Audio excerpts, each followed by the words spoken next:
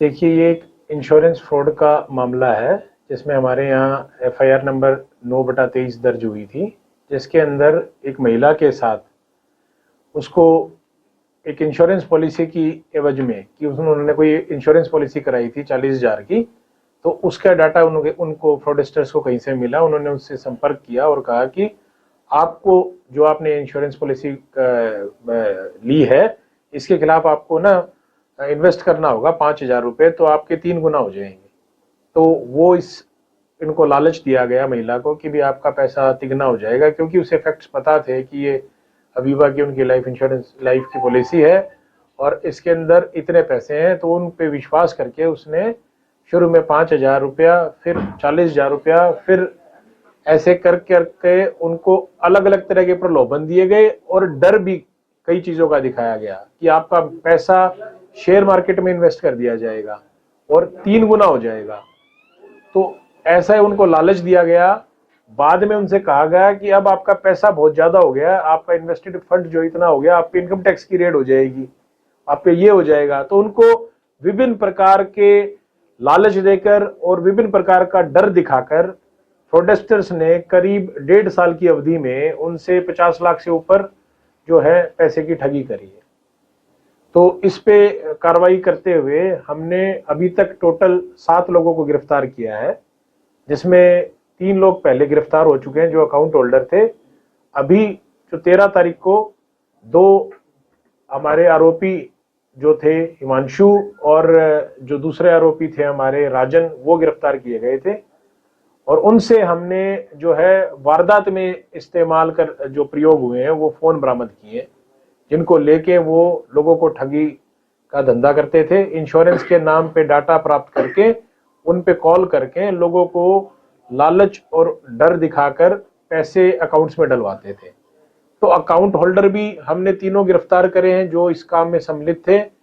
जो ये गैंग था जो कॉल करता था, उसके भी 4 सदस्य हमने गिरफ्तार करे हैं।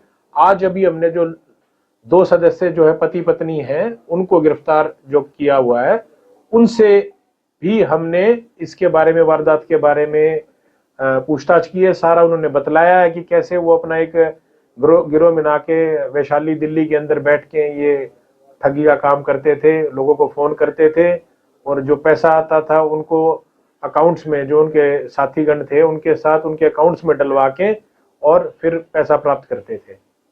तो इस जो एपिसोड में इन महिला के साथ 1.5 साल में इन्होंने धीरे धीरे करके इतनी बड़ी राशि प्राप्त कर ली कि इनके साथ, क्योंकि एक विधवा महिला है, इनके साथ पहले ही परेशानियां थी, बहुत ये परेशान थी। इन्होंने हमारे पास शिकायत करी, एफआईआर करी, तो हमने इस पर कार्रवाई करते हुए इस गिरोह का भांडाफोड़ किया है और इन लोगों को पकड़ा है।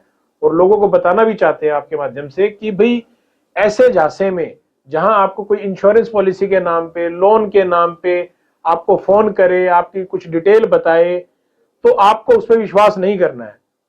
वो फोन जो करने वाले हैं, जो एक्चुअल कंपनी है, वो कभी ऐसे फोन नहीं करती, कभी फोन पे इन्वेस्ट नहीं कराती, ना फोन के ऊपर आपके पास कोई ऐसी इंफॉर्मेशन दी जाती है।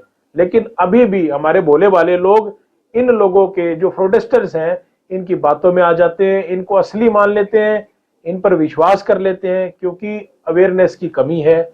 लोगों को इसके बारे में पता नहीं चलता कि फोन जो आते हैं हमारे पास उस पर हमें वेरीफाई करना चाहिए, उस पर ऐसे ही ट्रस्ट नहीं करना चाहिए। मैक्सिमम हमारा जो इंश्योरेंस, लोन फ्रॉड और ये जो साइबर फ्रॉड है वो इसी तरह एक फोन कॉल से ही शुरू होता है। तो कोई भी फोन कॉल जब आती है, उस फोन कॉल पे तुरंत विश्वास ना करें।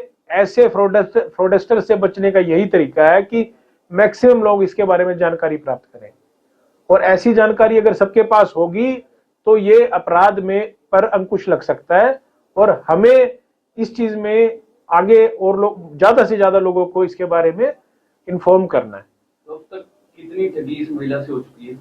देखिए, इसके साथ जो है 50 लाख से ऊपर की ठगी हुई है।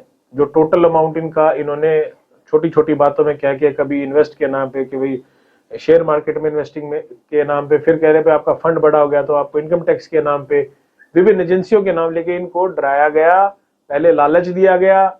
इस तरीके से इनके पास जो है करीब 50 से 55 लाख की ठगी इनके साथ हो चुकी है। सर इनसे कोई रिकवरी नहीं हुई है, कोई कैश वगैरह या कोई आगे रिकवरी होने की उम्मीद? हाँ जी, इनसे हमने जो है जो पहले टोटल मिला के पहले हमने एक 95 की और अब एक 20 की रिकवरी करी है। और इनके जो अन्य जो इन्होंने इनसे सामान खरीदा या कुछ भी उसके लिए हमने लिखा है, उनको भी अटैच किया जाएगा। और इनको इनके पास से हमने जो वारदात में इस्तेमाल हुए हैं वो फोन बरामद करे हैं जी। ये छोटे जो फोन है हमारे, जो स्मार्टफोन नहीं होते, जो सिंपल फोन्स है, उनको कीपैड वाले फोनों से ही ये कॉल करते हैं ताकि पकड़े ना जा सके। और फ्रॉड सिम और उस तरह का मोबाइल लेके कॉल करते हैं ताकि इनको पकड़ने में दिक्कत हो, और इनको लगता है कि भाई इस तरीके से ये आसानी से फ्रॉड कर सकते हैं। इस महिला के अलावा भी और कोई सामने आए हैं जिनके साथ किसी गिरोह ने ठगी की हो पहले? देखिए, अभी तो इन्वेस्टिगेशन जारी है। फिलहाल हमने जो इनसे संबंधित है वो कार्य करा है। अब इनके पास से जो हमारे फोन्स और जो ये बरामद हुए हैं उनके बारे में हम आगे लिखेंगे, जिससे हमारे को पता चलेगा कि और किस किस जगह इन्होंने फ्रॉड किया है। वो भी इन्वेस्टिगेशन जारी है। मास्टरमाइंड कौन है? सारे पति पत्नी है या? देखिए, ये जो 4 लोग हमने पकड़े हैं, ये चारों का ही गिरोह मिलके करता था। इसमें जो हिमांशु और राजन जो पहले गिरफ्तार हो चुके हैं, और ये 2 लोग जो तानिया और ये सुमित है, ये चारों का ही इकट्ठा मिलके काम था। ये इकट्ठे एक जगह बैठ के कॉल्स करते थे, और ये अपना जो अकाउंट्स का काम है वो किसी और को सबलेट कर रखा था।